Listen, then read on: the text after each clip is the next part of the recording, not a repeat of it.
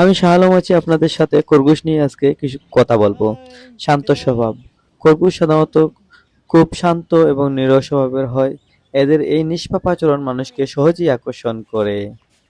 আদরের ভঙ্গিমা। যখন এরা কোনো কিছু খাচ্ছে বা বিশ্রাম নিচ্ছে, তখন এদের ছোট মুখ নড়ে থাকা নাক এক ধরনের মিষ্টি আকর্ষণ ভঙ্গিমা তৈরি করে। এদের বড় উজ্জ্বল চোখ দুটিতেই সবসময় এক ধরনের নিরীহ বিস্ময় খেলা করে। সেই নিষ্পাপ দৃষ্টিতে তাকালে হৃদয়ে এক অনাবিল শান্তি আসে।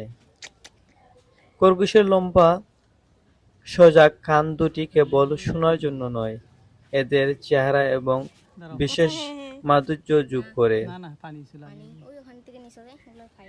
এরা দৌড়ানোর চেয়ে বেশি লাফিয়ে চলে, আর এদের সেই লাফানো বা হুপিং ভঙ্গিটা এক ধরনের মুগ্ধকর ছন্দ তৈরি করে।